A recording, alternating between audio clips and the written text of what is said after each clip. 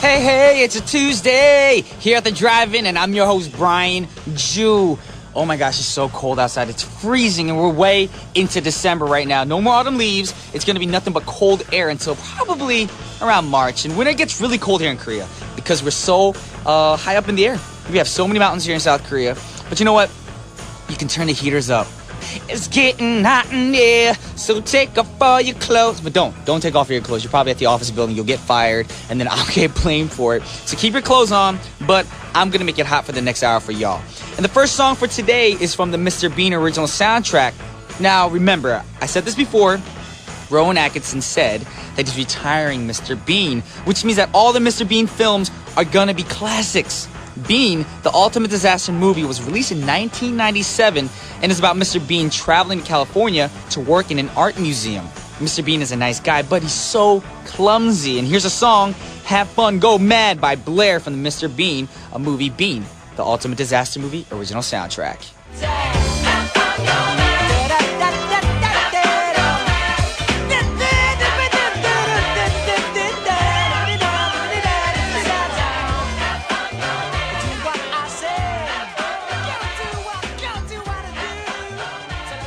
Once again, that was Have Fun, Go Mad from the Mr. Bean original soundtrack by Blair. And I just want to let you know how to get in contact with us here at the studio. You can simply give us a call at 02-778-1013. Send us a text at sharp 1013 for a charge of 51, or email us at efmdrivin@gmail.com. That's efmdrivin@gmail.com. Or send us a tweet at efmdrivin. If you have any requests at all, they must be from a film or a TV show. And also, we urge you to send recommendations for Scene of the Day and also Action Mondays or any other days. Any K-films, anything you guys want to recommend, you're more than welcome to. And over time, we'll probably play the movies that you want us to play here. Anyway, it's time for the Scene of the Day.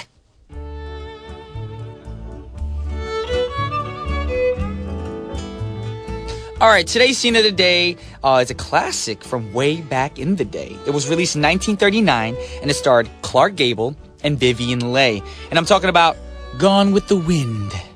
Gone with the Wind takes place during the Civil War in Atlanta, Georgia. Yeah, I'm trying to do an accent because today's K-Film Tuesdays, and Mr. Jason B is in the studio. But not yet. He'll be here after intermission. Anyway, Gable plays Rhett Butler and Leigh plays Scarlett O'Hara. And Rhett starts the film in love with Scarlett, but Scarlett loves another man named Ashley who is set to marry another woman. And Rhett spends almost the whole film trying to get Scarlett, but even though she kind of likes him, she's all in it for herself. She's very selfish, so she goes after really rich men and tries to move up in society, but not worrying about true love and just going after whatever will get her higher in life. Eventually, after a while, she marries Rhett, but with the relationship being all rocky, she doesn't seem to be in love with him. But in the end of the film, after Ashley dies, Scarlett realizes that Rhett is the only person left for her. And Rhett has enough, though. And he doesn't appreciate Scarlett running back to him after she has nobody left. So let's listen to the scene from the end of the film where Rhett breaks up with Scarlett once and for all.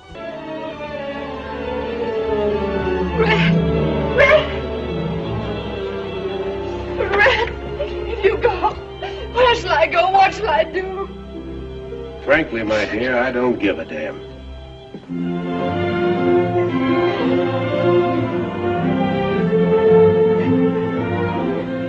Oh, Scarlett, Rhett put you in your place. He don't give a what? Back then, that D word was actually a curse word, a severe curse word, so a lot of people were shocked when this came out in this movie. That's pretty cold. Keep in mind, 1939, that word was like equivalent to the most worst curse word you can think of right now. And basically, he's telling her, get out of my life. You mean nothing to me. I have no feelings for you. You just get out. Get out. And you women, you guys do this. You guys want to move up in life, find rich people just because you want to, better your own lives. You shouldn't do that. Don't take advantage of us innocent dudes. You know what I'm saying? I'm only saying that because there's 3 guys today in the studio, only 1 lady. PD. Our PD is a female PD, and she's probably thinking out there, oh, Brian, you making stuff up. No, I'm not. That's what women do in this world. They try to go up the ladder by walking over us men and trying to use all our money and our popularity and all that stuff. Anyway, I'm just joking. Anyway, this film won 10 Academy Awards, which was a record that stood into the 1960s. That's a pretty good record right there. 10 Academy Awards. And another great thing about the film was the amazing score arranged by Max Steiner. So let's listen to Gone with the Wind score by Max Steiner. Check it out. Anyway, I want to let you guys know what's coming up on today's show. It's Tuesday, so that means Jason Beshevace will be joining us to talk about Korean films. And I feel bad because every time he comes in with a Korean film, I can never help him out because I haven't seen that many. I'm sorry, Jason. I'm very sorry. But that's going to be after intermission, so please stay tuned for that. That's going to be coming up shortly. And I just want to remind you guys that you can subscribe to our podcast. And if you have to iTunes, you can search for The Drive-In on TBS efm 1013 at the search window and subscribe there if it pops up. And if it's too complicated for you guys, all you people who are, bad with gadgets and internet and all that stuff, the computer, all you got to do is check your Twitter because we tweet after every episode. Just keep that in mind. And you can just click on the link and listen to us. As simple as that. But make sure to follow us on Twitter, which is at EFM Drive-In. That's at EFM Drive-In. For Koreans, that's 골뱅이 EFM Drive-In. You got that? All right. Anyway, I want to talk about the next song. And this next song comes from the TV show Grey's Anatomy. And that's a show all about medical students who are doing their residency in the hospital, and it follows them on their route to become full-fledged physicians. There's a lot of great members on the cast, but probably the most famous in Korea is Sandra Oh, the Korean-American actress who plays Christina Yang. It always seems to be the shows that have the actors of Korean descent that do pretty well in Korea because, we support them. We do. We love the Korean-American actors. Just like Steven Yeun from The Walking Dead, Kim Yoon-jin from Lost, and even Survivor. There's so many great shows out there. So, this song we're going to play for you guys right now, and it's Somewhere Only We Know by Keen. Check it out. Once again, that was a Grey's Anatomy Keen, Somewhere Only We Know. Great song. Never heard that song before, but fell in love with it just listening to it right now. Right now, I want to talk about another song request. This is from 2248 from the Boogie Nights soundtrack. Oh, Boogie Nights, I just remembered the last scene from the film. Oh, no. I actually forgot this film, because I saw it a long time ago. But Naughty 2248, are you sure you're old enough to watch movies like this? You shouldn't be watching films like this because this movie's a little, what would you say, a little on the edge, raunchy. Maybe for minors, I would not recommend you see this film at all. Even if you're old enough, it's a little X-rated. Anyways, the song itself from the film is actually really great. And this song is McFadden and Whitehead singing Ain't No Stopping Us Now. Check it out. Welcome back to The Drive-In, and today, as you guys know, it's Tuesday, which means we have Mr. Jason B in the studio to talk about Korean films. How you doing, Jason? I'm really good. How are you? I'm doing great. Doing great. Yesterday wasn't too great for me because I literally flew in from Malaysia yesterday and had to do a live radio. And today, since I'm not waking up too early off the plane, I'm feeling a little bit more revived. Oh, excellent. Yes. Wow. And I'm actually looking forward to the movie you brought today because it's a movie I haven't seen, but it's on my list of, it's like, I call it my movie bucket list. Your movie bucket list. How many movies are in your movie bucket list? At least 100. At least 100. I've got loads of movies that's on my list. I'm pretty sure you've seen way more movies than me.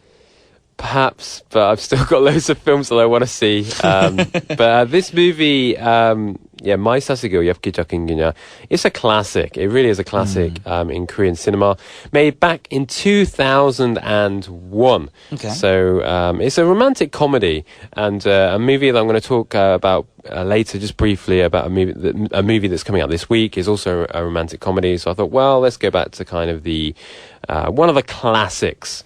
The classic romantic comedy in Korean cinema, directed by Kwak Jae-young, who also made a number of other films, the classic Windstruck, My Mighty Princess, and it stars Jung Ji-yeon. Jung Ji-yeon, of course, is one of Korea's biggest and most prolific actresses.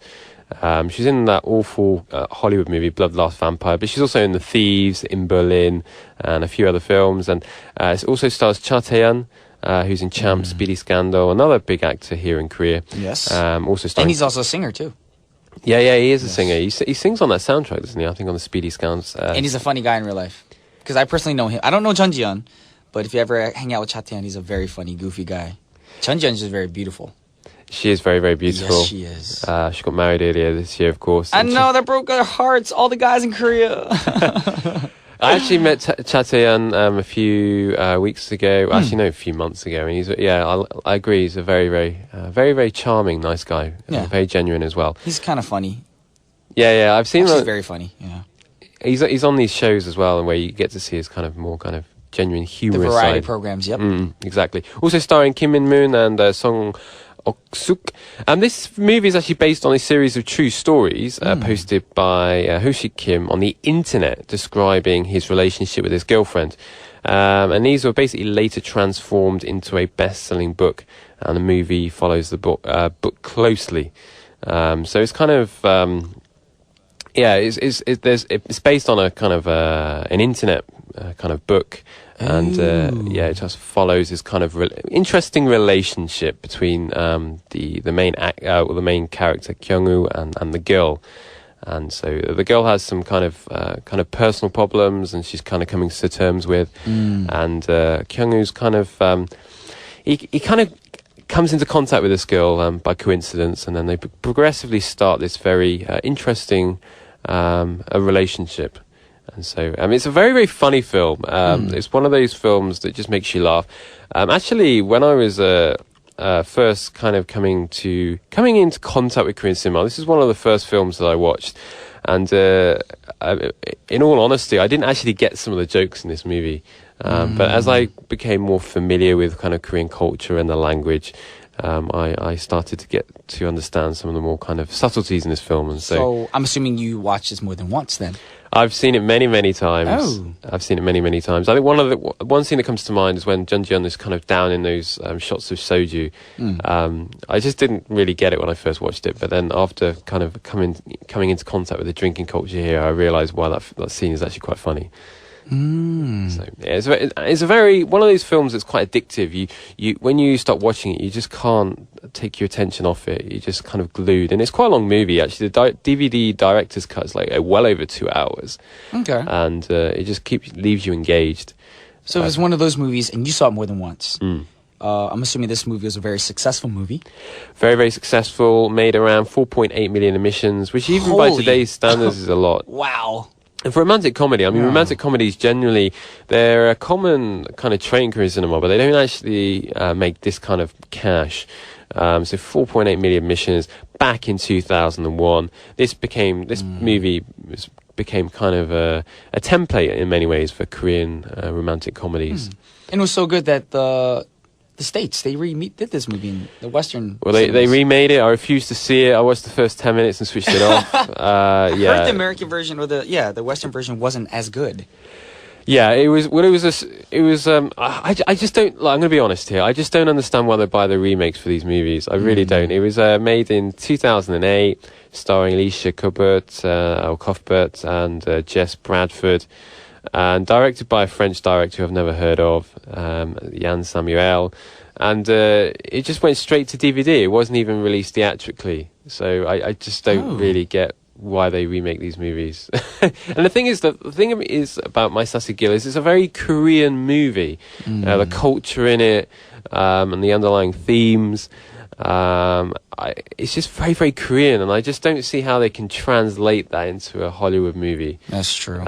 So I've been a little bit stubborn and just said I'm not going to watch it. I watched the first 10 minutes of it and I just switched it off because it just I just couldn't. I just felt it was just insulting. But I didn't see the westernized version either, but I definitely want to see the Korean version. And with that said, we want to play a song from the original soundtrack, and this is I Believe by Shin Seung-hoon from the 엽기적인 그녀 original soundtrack. Once again, that was Shin Seung-hoon singing I Believe from the 엽기적인 그녀 original soundtrack. And right now, we were talking about My Sassy Girl, but it's time to talk about a movie other than this, isn't it, Mr. Jason B? Yes. So we're going to talk about a movie that's coming out this week called My P.S. Partner, which is another romantic comedy, although from what I gather it's kind of an R-rated romantic comedy. Is it? So it's more of an adult romantic comedy.